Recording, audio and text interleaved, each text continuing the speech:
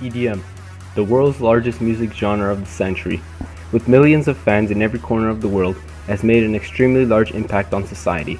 For our documentary, we decided to go into more detail and research why has EDM become so popular.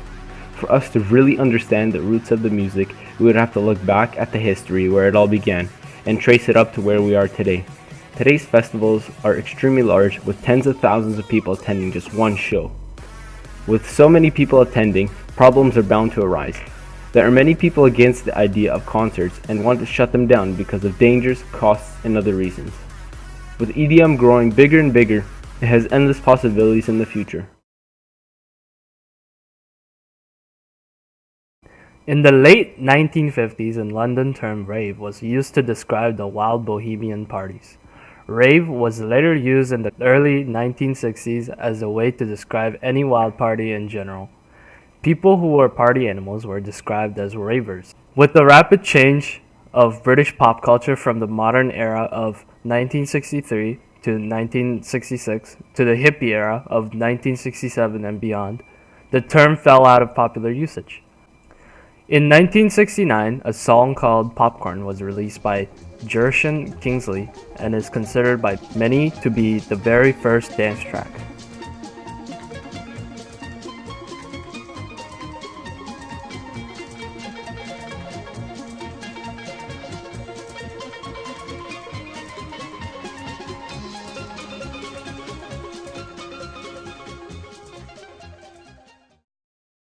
Songs similar to this would inspire disco musicians and producers through a greater part of the 70s with catchy grooves.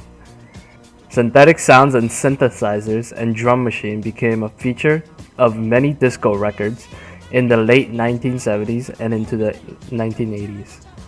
In the early 1980s, disco popularity waned, especially in the United States. Major US record labels and producers abandoned the style. However, in Europe, disco music continued evolving and became mainstream. As electric music kept on expanding, it built up its popularity once again in America. In the mid to late 1980s, a wave of psychedelic and other electric dance music emerged and caught on the clubs, warehouses, and free parties first in Manchester in the mid-1980s, and then later London. In the 1990s, techno and psychedelic music were extremely popular, and this is when the drug usage came into style, and this remained the same until the 2000s.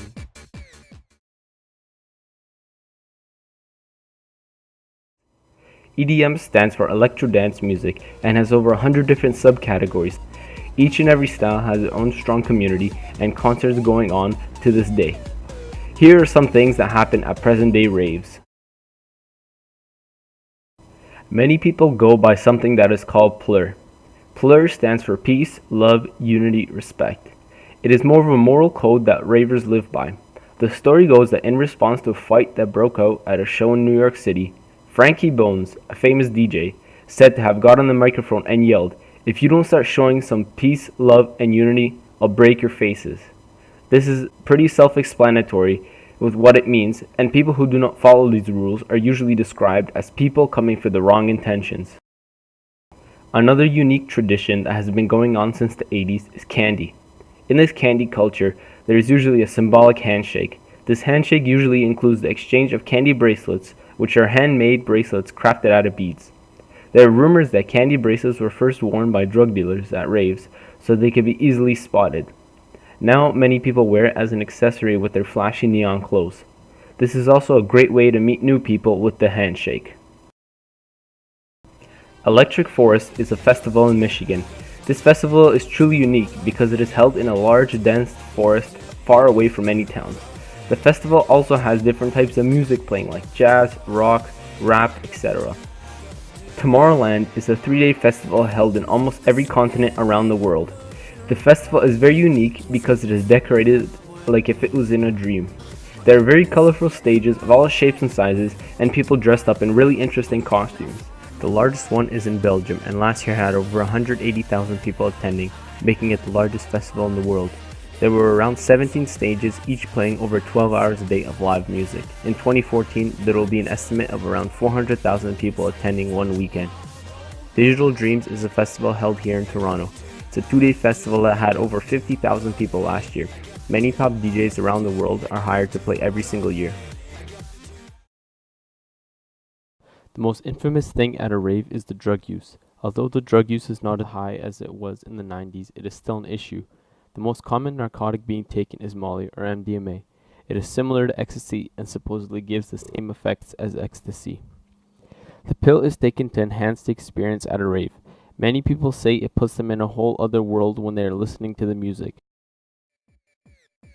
We've all seen videos of funny people on drugs dancing and make a fool of themselves. Although it is really easy to overdose on drugs, people seem to be having a lot of fun and seem quite harmless compared to their reputations. In the end, they're just enjoying the music. Although we did not get many personal interviews, we found many others over the internet that were just as useful. I was able to contact a raver named Dave over a forum site. He asked only to reveal his name for this interview. I asked his opinion if drugs were a problem at raves. His response was, "Raves are places where you come to have fun and enjoy the music. A lot of people have different ideas how to have fun. Some people choose to take drugs at raves to better their experience. Drugs only turn into a problem if they interfere with other people who do not want to be part of that. In the end, it's your decision and your own business. No one is going to stop you." A raver was interviewed at a festival in the UK, and this was his response to the drug use. "Look, we get it. EDM has a terrible stigma attached to it. Like most other media-propelled biases, there is some truth to the stereotype. If you've been at a rave, you have most likely been asked either if you're holding pills or you want to take them." 200 riot police from 5 counties used CS gas, dogs, and batons to disperse 1,000 ravers at an illegal party in Essex on Saturday night. Riot broke out at a cornfield next to the village of Ickleton, near Saffron Walden. Police blockaded the M11, a string of patrol cars lining half-a-mile stretch of the road.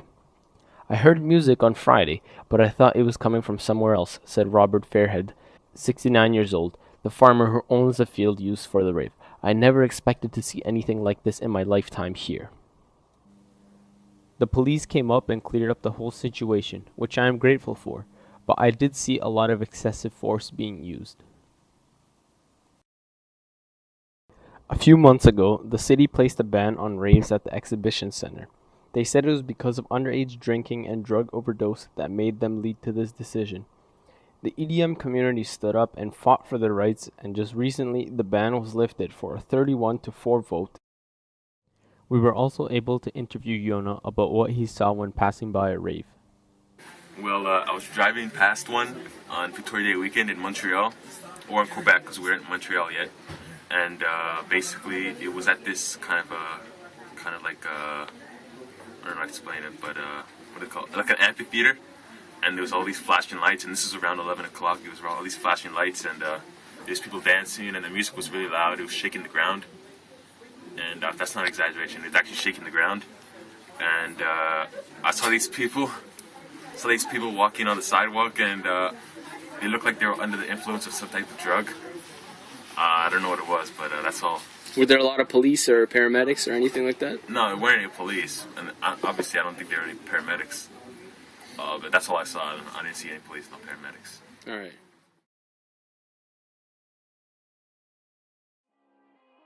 When music artist Datsig was asked, "How has the music game changed?" he replied, "Well, the game has changed completely. EDM today is blown up compared to where we came here 10 years ago. It started as a scene in Europe, but now it's a scene all around us. EDM is not dead, it's evolving. It's just taking a new form and a shiny new name. With EDM growing bigger and bigger, it has endless possibilities in the future, although trends tend to die out eventually. Who knows how long it'll be before EDM will die out forever."